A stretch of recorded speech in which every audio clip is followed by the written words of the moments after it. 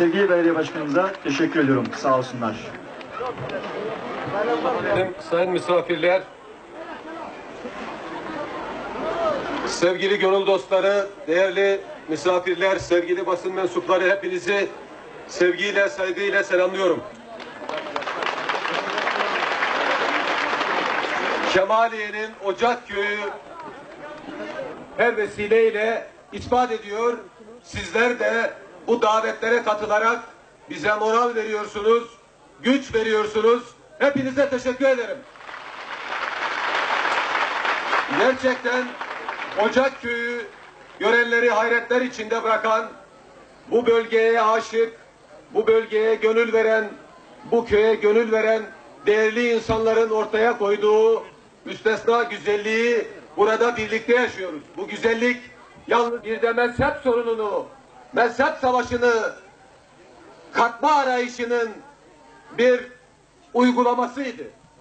Ama halkımız bu tahriklere kapılmadı ve yıllardır, asırlardır sürdürdüğü birlikteliği, kardeşliği burada da ispat etti. Bu tahrikler sonuç vermedi ve vermeyecek. Nitekim ondan sonra benzer tahriklere de tevessül edilmedi. Erzincan'da olsun, diğer Anadolu şehirlerinde olsun, biz birlikte yaşıyoruz, birlikte yaşayacağız ve bu kardeşliğimizi provokatörler, teşvikler, tahrikçiler, birlik ve bütünlüğü bozmak isteyenler yıkamayacaktır. Bunu her zaman ispat edeceğiz. Bugün burada da, bu güzel toplantıda, bu güzel insanlar bu birlikteliği göstermek için buradadır.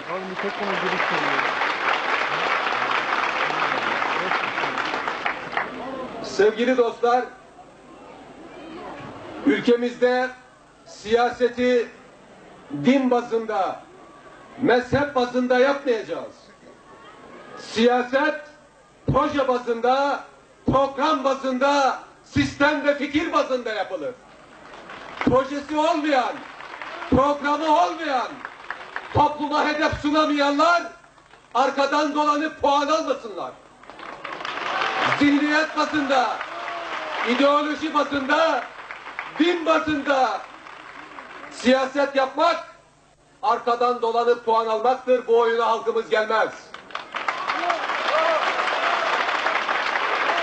Dağarcığında projesi olmayanlar lütfen proje üretsinler. Bize proje sunsunlar. Türk halkını projeler kurtaracak. Zihniyet tartışmaları değil. Herkes zihniyetinden memnundur. Kimse kimseye zihniyet dayatmasın. Zaten demokrasi farklılıklar içinde birlikte yaşama rejimidir. Zaten demokrasi herkese inandığı gibi yaşamak, düşündüğü gibi yaşamak, örgütlenmek ve bu fikirleri savunmak hakkını verir. Biz demokrat olmak istemiyor muyuz? Demokrasiyi istemiyor muyuz? Madem istemiyoruz, Avrupa'nın kapılarında Avrupa Birliği'ne girmek için niye müracaat ediyoruz? Avrupa Birliği ne diyor? Demokraside alacağınız mesafeden sonra, insan haklarında, hukuk devletinde kat edeceğiniz mesafeden sonra müracaat edin. Bugün komünist sistemden kurtulan Doğu Avrupa ülkeleri bile Avrupa Birliği'ne girmek için öncelik aldılar. Ama Türkiye henüz daha bu önceliği alamadı.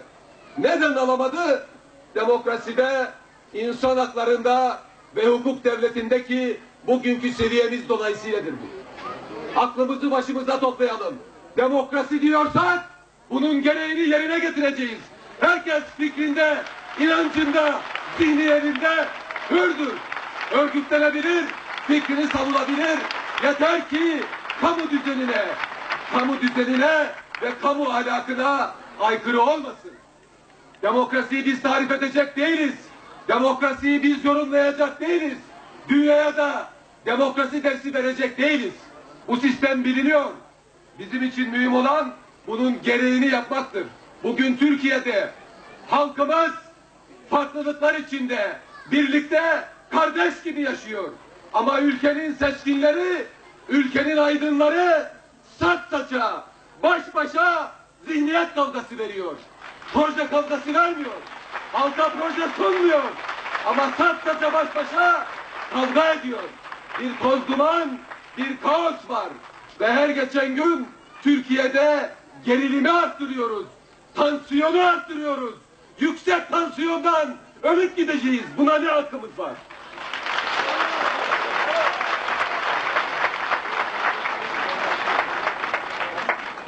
Hiç kimse başkasının fikrine, başkasının zihniyetine karşı olabilir.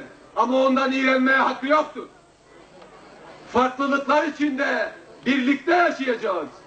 Var mı bizim tarihimizde mezhep çatışmaları, Avrupa'nın yaşadığı birbirlerini ateşte yakan Engizisyon zulümleri tarihimizde var mıdır? Yakın zamana kadar Hristiyanı ile Müslümanı ile beraber yaşamadık mı? Bunun en güzel örneğini dünyaya göstermedik mi? Rengi ayrıdır diye zencilere insan muamelesi yapmayanlar bize insan hakları dersi veriyor.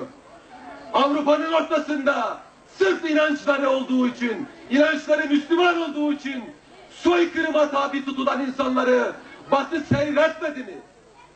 Onun için insan hakları bizim inançlarımızın gereğidir. Demokrasi inançlarımızın gereğidir. Kimsenin bize ders vermeye hakkı yoktur ama bizim de aklımızı başımıza toplamaya, inancımızın, tarihimizin, kültürümüzün gereği olan insan hakları, hukuk devleti ve demokraside de biz dünyaya örnek olmak zorunda olduğumuzu bilmemiz gerekir ve ona göre yeniden yapılanmamız gerekir.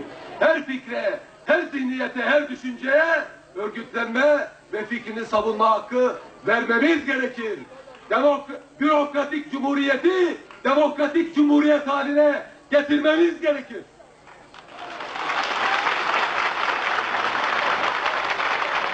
Değerli dostlar, demin burada ifade edildi. Kur'an yolu, Hazreti Peygamber'in yolu, Hazreti Ali'nin yolu dedi. Yolumuz Ehl-i Beyt'in yoludur. Ehl-i Beyt'in her dediğine razıyızdır.